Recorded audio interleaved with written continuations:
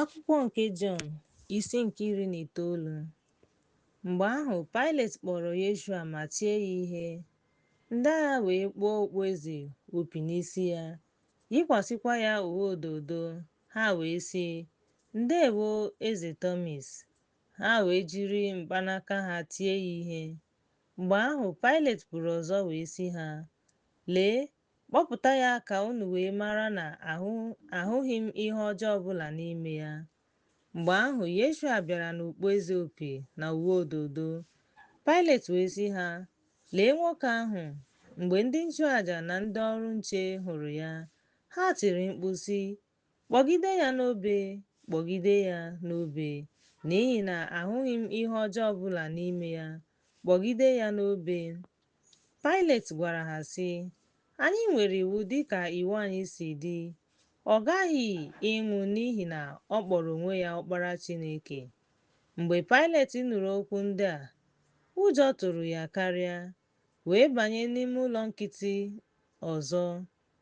Ọ jụrụ Yeshua sị, "Ebee ka ị nọ?" Ma Yeshua azaghị. Pailet wee sị, "Unu anaghị agwa m okwu?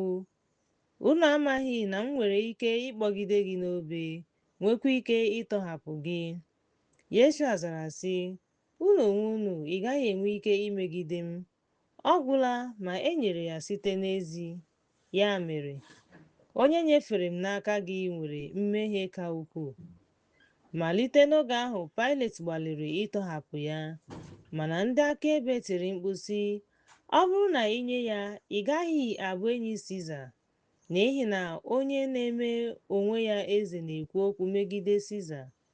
Mgbe Pailet nụrụ okwu ndị a, ọ duru Yeshua laa, wee nọdụ n'oche ikpe n'ebe a na-akpọ Pilment n'asụsụ Hibru Gọlgọta. Ọ bụ nkwadebe maka ngabiga. Ihe dị ka elekere 6, o wee sị ndị Juu, "Lee eze unu!" Ma ha tiri mkpu sị, "Wepụ ya, wepụ ya, kpọgide ya n'obe." Pailet sịrị ha, "M ga-akpọgide eze anyị n'obe?" Ndị isi nchụaja zara sị, "Anyị enweghị eze ma ọ bụghị Siza." Mgbe ahụ o nyefere ya n'aka ha ka ha kpọgide ya n'obe. Ha wee jide Yeshua ma duru ya gaa. O wee jiri ọsọ gaa n'ihu wee bịa ebe a na-akpọ okpu isi, nke a na-akpọ n'asụsụ Hibru Gọlgọta, ebe ha kpọgidere ya n'obe. Ha wee kpọgide ya n'obe, mana mmadụ abụọ ọzọ so ya n'akụkụ, na Yeshua n'etiti. Pailet dekwara otu aha wee tinye ya n'obe ahụ: Yeshua Nazaret, eze ndị Juu. Ọtụtụ ndị Juu gara aha n'ihi na ebe a kpọgidere Yeshua n'obe dị nso n'obodo ahụ. E dekwara ya n'asụsụ Hibru, Grik na Latin. Mgbe ahụ ndị nchụaja nke ndị Levi gwara Pailet, "Edela eze ndị Levi, kama dee na ọ sịrị, abụ m eze ndị Levi." Pailet zara sị, "Ihe m dere edeela m ya." Mgbe ahụ ndị agha ahụ, mgbe ha kpọgidere Yeshua n'obe, were uwe ya, ha wee kee akụkụ anọ n'ime ha, nye onye agha ọbụla otu akụkụ na uwe elu ya. Uwe elu ahụ enweghịkwa ntụpọ site n'elu ruo ala.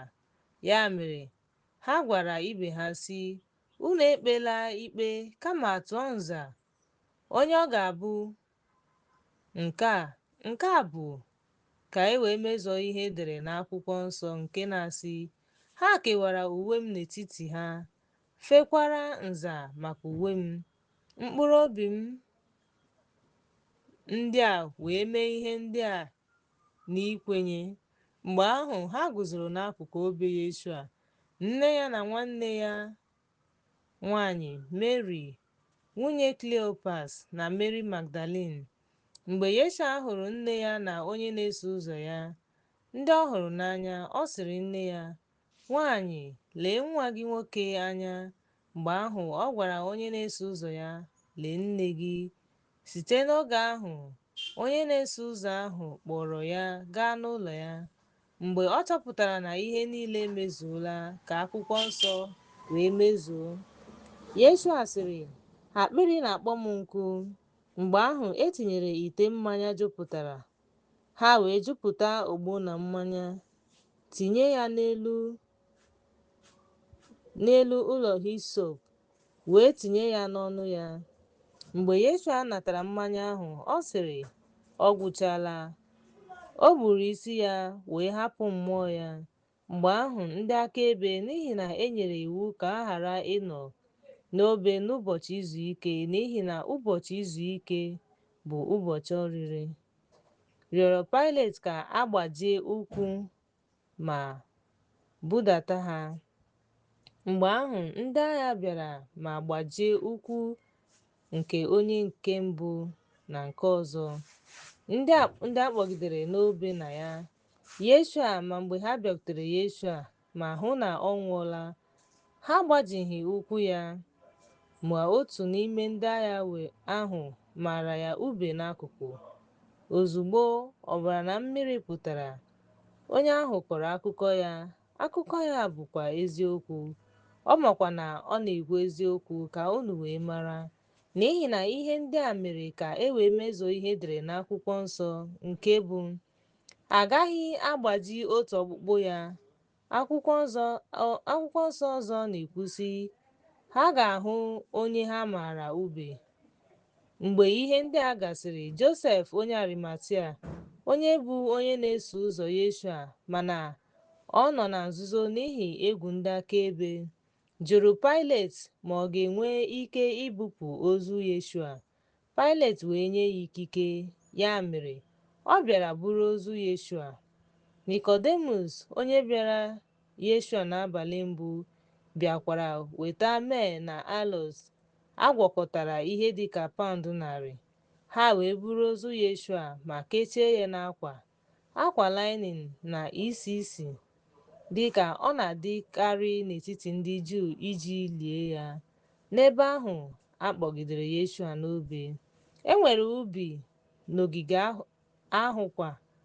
E nwere ili ọhụrụ ebe a na-elibeghị onye ọbụla. Ya mere ha tinyere Yeshua n'ebe ahụ n'ihi ụbọchị nkwadebe nke ozi ọma, n'ihi na ili ahụ dị ọhụrụ.